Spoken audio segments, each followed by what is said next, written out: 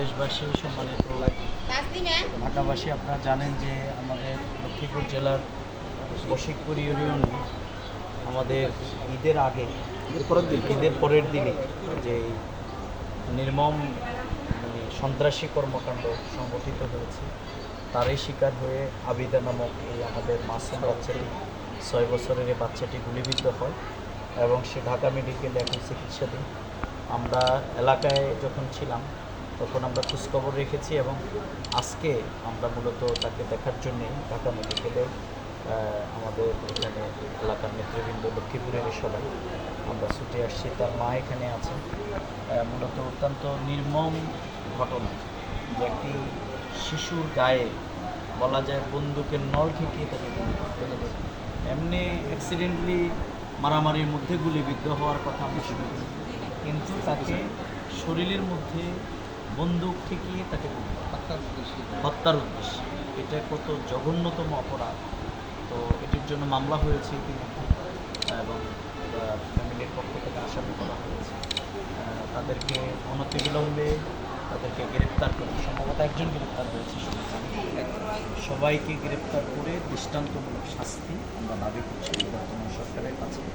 এবং এই জাতীয় ঘটনা যাতে আর সংগঠিত না হয় সেজন্য দৃষ্টান্তমূলক শাস্তি নয়, বরং আমাদের আসলে নৈতিক চরিত্রের উন্নয়ন ছাড়া এই জাতীয় হত্যাকাণ্ড বলেন, রাহাজানি বলেন, এই যে শিশুরকে হত্যা করার উদ্দেশ্যে বন্দুকের নল ঠেকিয়ে তার গায়ে গুলি করা, এগুলো আইয়ামে জাহিলিয়াতের বর্বরতাকে ধারণা, যেগুলো আজকে ফিলিস্তিনে হচ্ছে, যেগুলো আজকে অন্য জায়গায় হচ্ছে, সেগুলো এখন আমাদের এখানে চলে।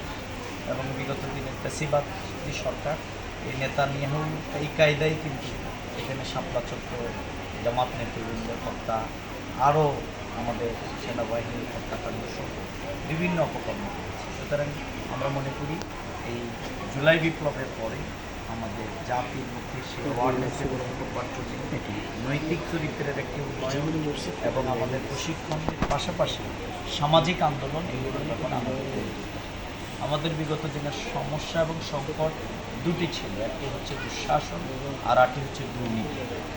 আর এটির হাত থেকে যদি আমাদের মুক্তি পেতে তাহলে আমাদের নৈতিক চরিত্রের বিকাশ ঘটানোর জন্য বিকল্প মাহে রমাদান আমাদের সেটি শিক্ষা দিয়েছিল।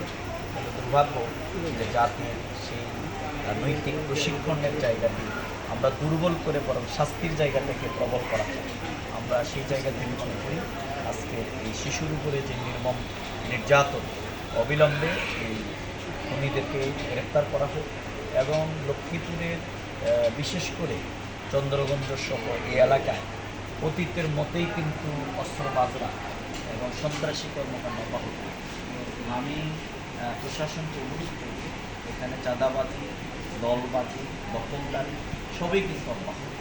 সুতরাং অনতিবিলম্বে এদেরকে গ্রেপ্তার করা দরকার এবং এই সন্ত্রাসীদেরকে গ্রেপ্তার করে আমাদের এই সমাজে যে অরাজকতা, মানে দুঃশাসনের কবল থেকে, জালেমের কবল থেকে মানুষ মুক্তি পেলে এখন যে জুলুমবাজের কবল থেকে মানুষ মুক্তি পায়নি, সেই জায়গাটিকে নিশ্চিত করা দরকার। আমরা আবারও আমাদের এই ছোট সোনামণির প্রতি আমরা সমবেদনা এবং আল্লাহর কাছে দোয়া করছি, আল্লাহ তাআলা তাকে সুস্থতার নিয়ামত দান করুন এবং পরিবারকে এই কষ্ট সইবার তৌফিক দান করুন এবং সামর্থ্যবান এই পরিবারটি আমি যতদূর জেনেছি সামর্থ্যের দিকে দূরীয় করুন। সুতরাং সামর্থ্যবানরা, বিশেষ করে লক্ষ্মীপুরের বশিরপুরের জনগণ আলহামদুলিল্লাহ অনেক সামর্থ্যবান। আমি সবার প্রতি অনুরোধ রাখব যে আপনারা প্রত্যেকে সহযোগিতার হাত এই পরিবারের প্রতি বাড়িয়ে দেবেন, যাতে নির্যাতিতরা, মজলুমরা যাতে তাদের সেই সহযোগিতার মাধ্যমে তারা এগিয়ে যায় আর জালিমরা যাতে তাদের সেই শাস্তি পায়। আমরা সেই প্রত্যাশাই জ্ঞাপন করছি এবং আল্লাহর কাছে দোয়া করে আমরা এখান থেকে আজকে বিদায় নিচ্ছি। আমাদের এখানে রায়হান আছে, আমাদের পরামের, আমাদের জনি ভাই আছে, আমাদের আরও এখানে নেতৃবৃন্দ, আমাদের ইউসুফ ভাই আছে, আমাদের আরও নেতৃবৃন্দ এখানে সবাই আছে। তারা ইনশাল্লাহ ছুটি আসছেন এবং আরও যারা আছেন সবাই এই শিশু বাচ্চাটির খোঁজখবর রাখবেন, আমি সে আহ্বান জানাচ্ছি। আমরা হসপিটাল কর্তৃপক্ষ এখানে ডাক্তারের সাথে আমি কথা বলেছি, তাদের মাধ্যমেও আমাদের যে মনিটরিং আমরা সেটি অবগত। ধন্যবাদ। সালাম। তুমি ভালো থাকো, আল্লাহ ভালো। তো ঠিক আছে আপা, আল্লাহ হাফেজ। ইয়ে কোথায় ওর আব্বু কোথায়? আচ্ছা, আপনার দোয়া করবেন। আল্লাহ হাফেজ। সমস্যা